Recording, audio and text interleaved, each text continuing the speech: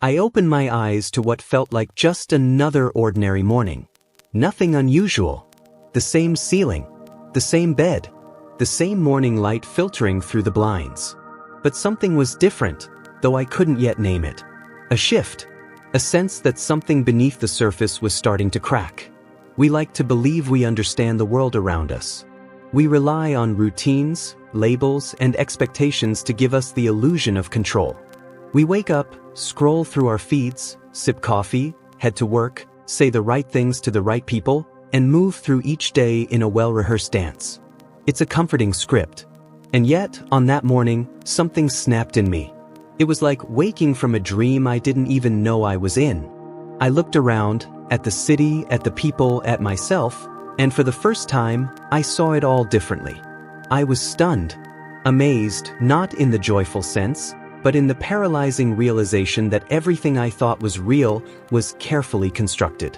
What shocked me the most wasn't that people lied. It wasn't even the systems of power, the manipulation, or the media. The real shock came from realizing how normal we've made it all. How indifferent we've become to dishonesty, how numb we are to the masks we wear. We tolerate fake smiles, shallow conversations, curated online personas. We've stopped asking, is this real? Because it's easier not to know. That morning, I sat at a cafe, observing people. No one looked up. Eyes glued to screens. Laughter without soul. Conversations that felt rehearsed. And I felt it, a strange coldness, like I was witnessing a world filled with ghosts pretending to be alive. That's when the truth hit me. I was one of them. Yes, I was part of it too. I had worn the same masks. Shared meaningless updates online. Nodded to things I didn't believe in. Laughed when I didn't want to. Hid my doubts, dulled my truth. And I told myself that's just how life works. That's maturity, they say. But what if it's not? What if it's just fear wearing a suit? That thought sent a chill through me. It was as if the world I had accepted, complacent, curated, plastic, was crumbling. And the more I saw it, the harder it became to go back. I could no longer find comfort in surface-level living. I couldn't unsee the emptiness behind the smiles. I couldn't ignore the detachment in my own reflection. Why do we live like this? Why do we allow our most vibrant truths to be buried beneath layers of shoulds and musts? Why do we settle for filtered versions of life, avoiding the raw, the messy, the real? I don't have all the answers. But I know this, I didn't want to be asleep anymore. I didn't want to walk through life half alive, playing roles in a performance no one even enjoys. I wanted to feel something real, even if it hurt. And maybe you feel the same. This story, what you're about to read, isn't just a reflection. It's a beginning, a shaking of the ground beneath your feet, a call to question, to feel, to notice what we've stopped noticing. It's not always comfortable. In fact, it might be unsettling. But sometimes, the most important journeys start with a jolt, a quiet moment when everything familiar becomes unfamiliar. This is that moment.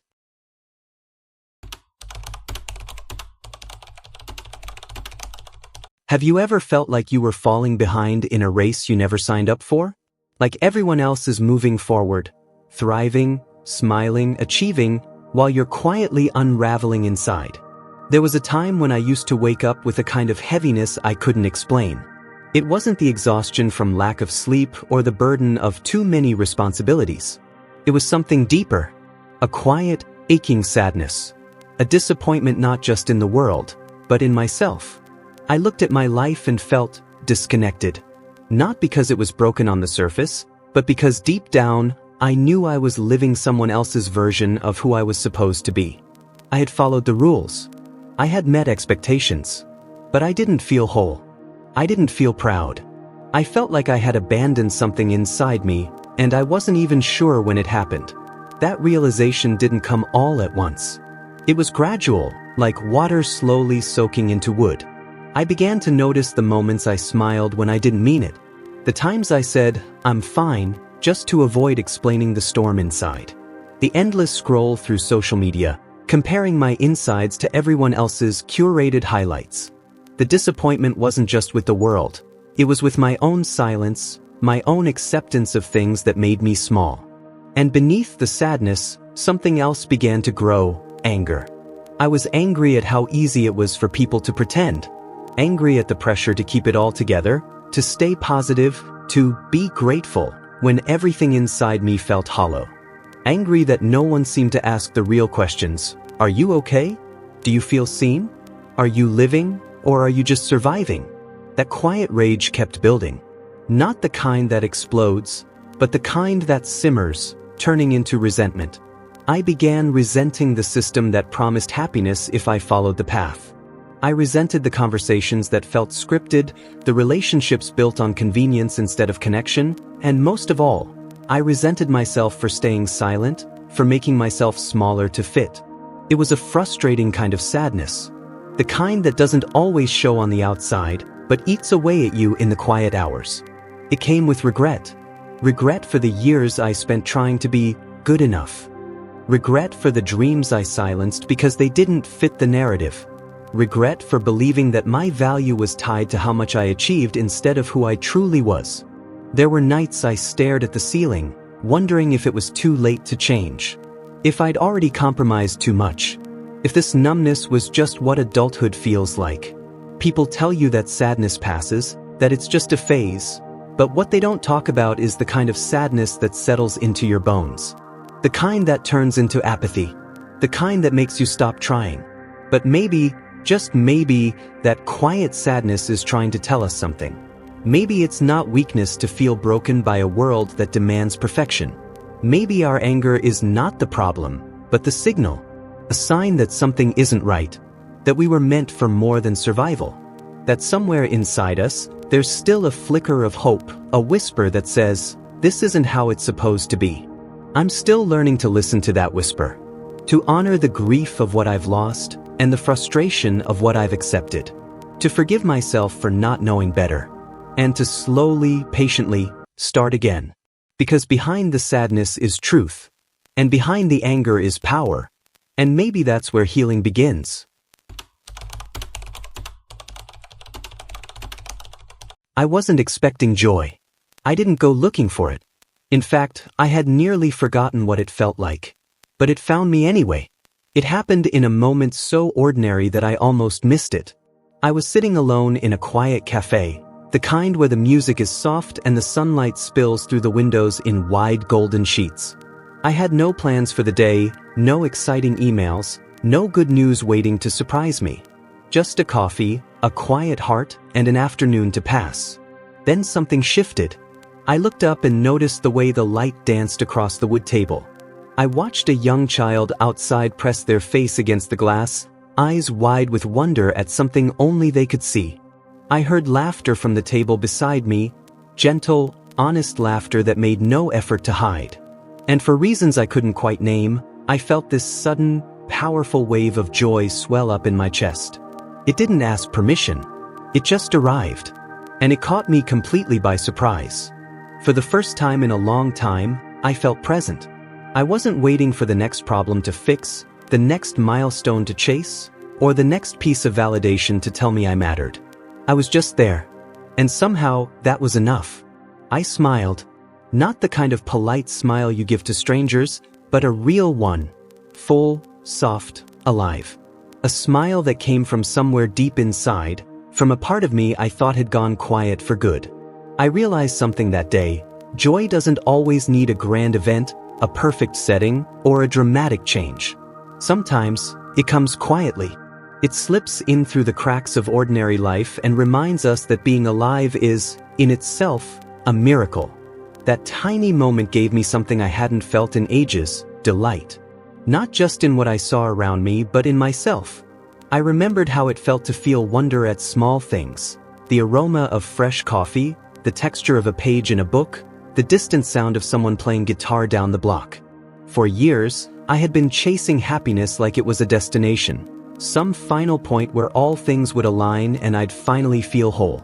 But that afternoon taught me something different. Joy doesn't live at the end of a road. It lives in the in-between moments, if we're willing to see them. And once I noticed it, I started seeing it everywhere. In the way my friend's eyes lit up when she talked about her dreams. In the way strangers held the door open for each other. in the burst of color on the flowers at the market, in the way my own laughter surprised me during a silly conversation. Joy wasn't gone. It had just been waiting for me to slow down long enough to notice. What struck me most was how unexpected it felt.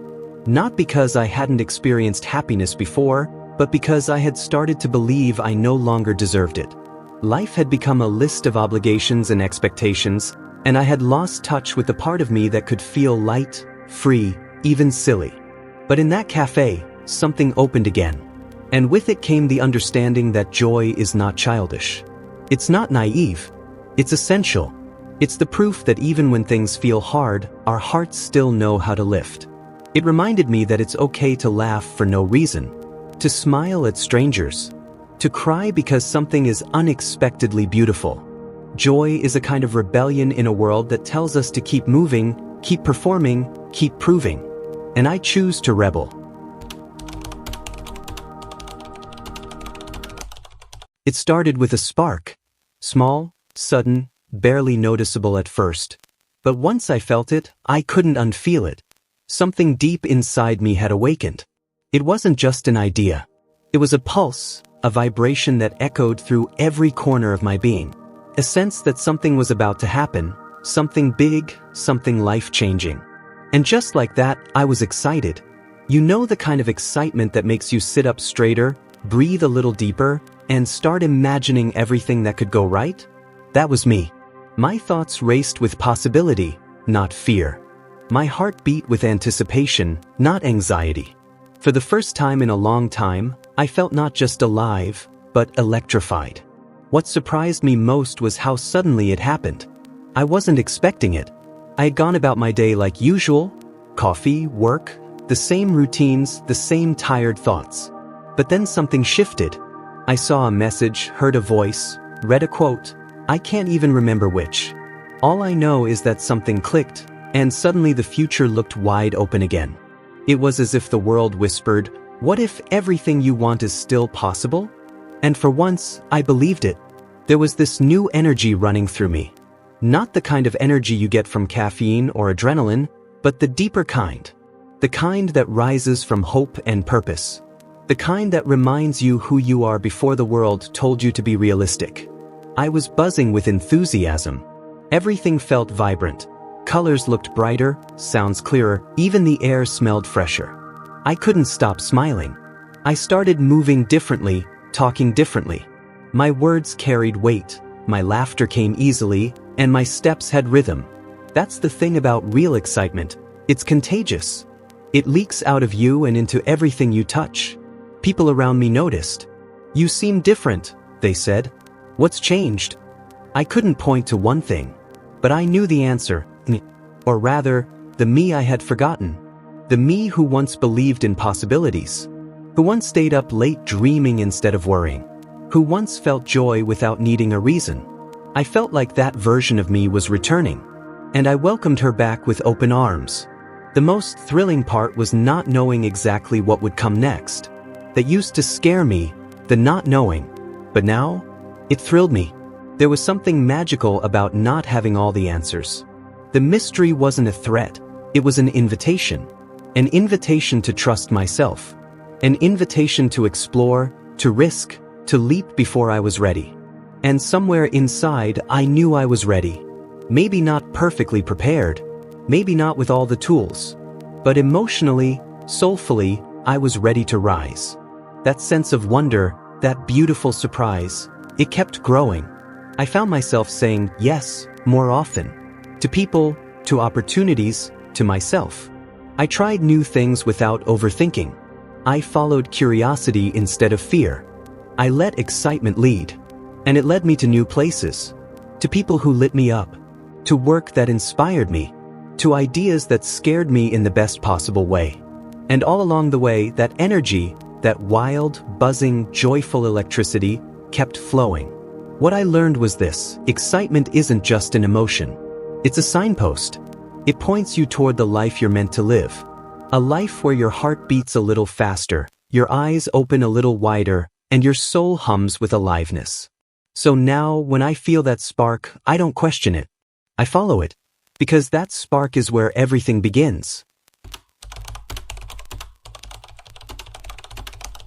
Looking back now, I can smile, not just because I made it, but because of everything it took to get here. There's a special kind of joy that doesn't come from loud victories or flashing lights. It's quieter, softer, deeper. Comes from knowing what you've been through, knowing what you've overcome, and knowing you didn't give up even when every part of you wanted to. That's the kind of joy I feel now. I'm proud, not in a boastful way, but in a way that fills me with gentle warmth. Like sunlight through a window on a cold morning. I think about where I started, about the version of me that once doubted everything. I think about the days I felt like I was drowning in uncertainty, in fear, in loneliness. Those days weren't pretty. I won't romanticize them. There were nights when I cried quietly in the dark, not wanting anyone to hear. There were mornings when getting out of bed felt like a mountain I wasn't ready to climb. There were moments, more than I can count, when I seriously questioned if anything I did mattered. But somehow, through all of it I kept going. Not always with grace. Not always with strength. Sometimes all I had was the tiny spark of hope that tomorrow might be better. And sometimes, even that spark went out, but I kept walking anyway. That's what makes this joy feel so real. Because it was earned. It didn't come easily. It came after the tears, after the doubts, after the failures. It came after I lost things I thought I couldn't live without. Dreams, people, versions of myself. And that's where the sadness still lingers. There are parts of me I had to let go of. Paths I couldn't follow. Relationships I had to release. I miss some of those things. I miss some of those people. But I also know I wouldn't be here if I had stayed there. And here is good.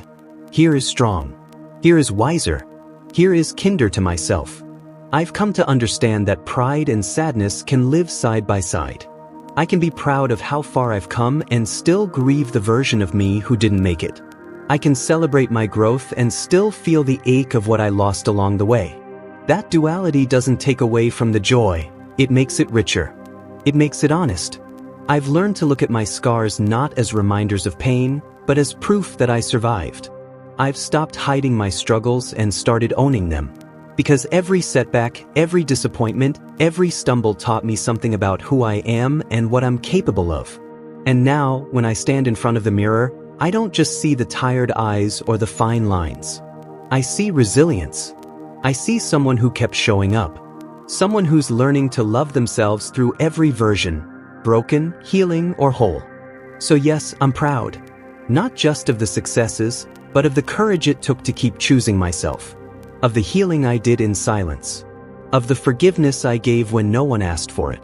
Of the dreams I rebuilt when no one believed in them. Not even me. There's a joy in that. A quiet, steady, unshakable joy. It doesn't scream. It doesn't demand attention. It simply is. And maybe that's the most powerful kind. There's a moment, right before everything changes, when your heart beats just a little faster. You feel it in your chest, like a drum roll before a leap. It's not just excitement. It's more complicated than that. It's joy and fear dancing together. The thrill of what could be, tangled with the terror of what might go wrong. And yet, there's a pull. You know this moment. You felt it before. It's that electric charge before you say yes to something new. Before you speak your truth. Before you leave what's familiar behind in search of something better. That moment is here again. And this time, it's louder. Maybe it's been building quietly, day by day. A restless feeling you couldn't name. A growing sense that your life, your real life, is waiting for you just outside your comfort zone. It's not that you're unhappy, exactly. But you're not fully alive either. You've been coasting. Going through the motions. Waiting for the right time. Waiting to be less tired, more ready, less afraid. But here's the secret. That perfect moment never comes. Because change isn't something that waits politely. It knocks louder and louder until you can't ignore it anymore. And now, it's banging on the door of your soul. The truth is, you want more. Not in a greedy way, but in a deeply human way. You want to feel passion again. You want to wake up with a sense of purpose. You want your days to mean something. You want to stop feeling like you're just surviving and start thriving. And that want, that craving, is sacred. It's not selfish to want joy. It's not foolish to chase a dream. It's brave, and yes, scary, because taking action means stepping into the unknown. It means risking failure, rejection, or disappointment. It means saying goodbye to safety and hello to uncertainty. But what if, just this once, you let that fear ride in the back seat while joy takes the wheel? What if you stopped waiting for permission and started writing your own story? What if you chose to believe that what's on the other side of discomfort is worth every trembling step it takes to get there? You don't have to have it all figured out. You don't need a flawless plan. All you need is the courage to take one small step. One call. One change. One yes. That's how momentum starts. And once it starts, it builds. You'll stumble, sure. You'll second-guess yourself. The voice of doubt will whisper, "Who do you think you are?" And when it does, you'll answer, "I'm someone who's done waiting."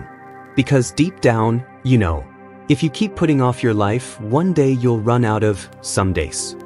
You deserve more than that. You deserve to feel alive, to feel proud, to feel like you're living a life that reflects who you are and who you're becoming. And that life? It's waiting for you. Not tomorrow. Not next year.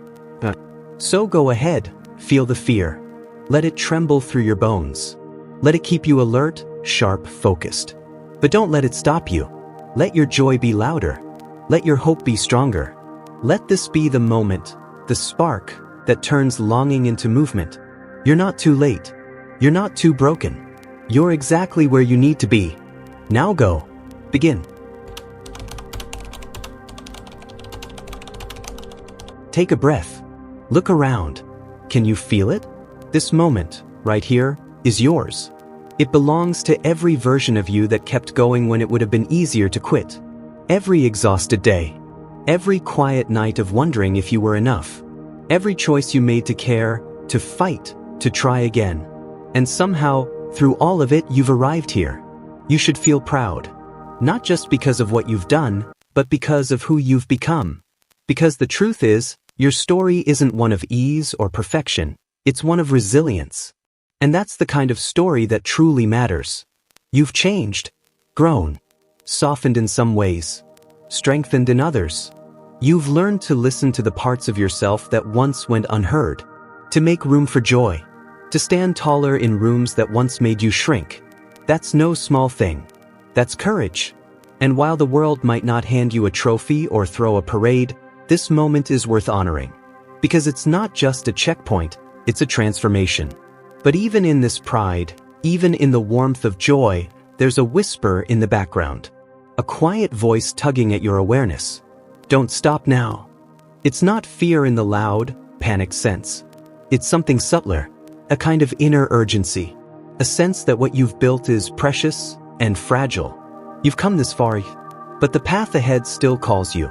Because if you're not careful, it's easy to slip back into old rhythms. To let the noise of life drown out the clarity you've earned. To forget how hard it was to become this version of you, and how easily comfort can undo growth. This is the fear that doesn't scream, but warns. The fear of wasting a breakthrough. The fear of turning away from your truth just as it begins to shine. So feel the joy. Let it pour through you. Be proud, deeply proud, of the battles you've won and the peace you've carved from chaos. But also, stay awake. This is not the end. It's the beginning of a new kind of living. Because now, you're not just surviving, you're embodying. You're becoming someone who lives on purpose. Who protects their peace. Who knows that pride isn't arrogance, but a quiet celebration of hard-earned truth. The fear that hums beneath this joy? It's only there because you know what's at stake. And that's a good thing. It means you care enough to keep showing up. To protect the life you're building. To keep asking the hard questions and listening for the honest answers. This mixture, this emotional cocktail of happiness and tension, is a sign that you're on the edge of something even greater. You don't have to do it all at once. But don't let the joy lull you into sleep. Let it energize you. Let it fuel the next step. You've made it this far. You've done the work. You've earned this lightness. But the journey isn't finished. There's still more to learn, to unlearn, to give, to receive. And the world? It needs you in your fullness. in your power, in your joy. So smile, celebrate, be proud, but also be alert. Because this moment, this fragile, beautiful, fierce moment, it's asking you to choose. To either retreat into the comfort of what you know, or to move forward with all the love, wisdom, and strength you've gained. You know the answer. Keep going. Can you feel it? That pulse in your chest, the quickening beat of your heart. It's more than just excitement. It's the realization that something big is happening and you're a part of it. After everything you've seen, heard, and felt, it all comes down to this. You hold the power to choose. There's a spark in you now. A curiosity, a hope, maybe even a sense of urgency. You've journeyed through disbelief, sadness, joy, pride, and now you stand at the edge of a decision. The air is electric with possibility. This isn't just about watching from the sidelines anymore. It's about stepping forward, claiming your place, and becoming the change you wish to see. Imagine a life where the choices you make truly align with your values. Where every action, no matter how small, sends a ripple of goodness into the world. This isn't a dream, it's within reach. You don't have to transform overnight. The most powerful changes often begin with something simple. A shift in mindset, a question asked, a story shared. And yet, there's fear. That tiny voice whispers, "What if I fail?" Or, "What if I'm the only one who cares?" That fear is real, and it's okay. Because change is never easy. It disrupts. It challenges. It demands we leave comfort behind and step into uncertainty. But fear also points to what matters most. You fear because you care. You worry because you understand how much is at stake. And that makes you powerful. You're not alone. All around the world, people are waking up, just like you did. They're rethinking the way they live, the way they eat, the way they consume. They're realizing that compassion, sustainability, and justice are not ideals reserved for saints or activists. They're choices available to everyone, including you. So here it is. The final call. Will you ignore what you now know, or will you rise with hope and purpose? Will you let your fear paralyze you, or will you let it drive you to act? Because the truth is, the future isn't written in stone. It's shaped every day, in every moment, by people just like you. Choose kindness, even when it's inconvenient. Choose awareness, even when it's uncomfortable. Choose action, even when it's scary. Start where you are. Read more. Ask questions. Try new things. Speak up. Support better choices. Encourage others. Forgive yourself for not knowing sooner. Celebrate each small victory. Share your story. And above all, believe in your ability to make a difference. Because you already have.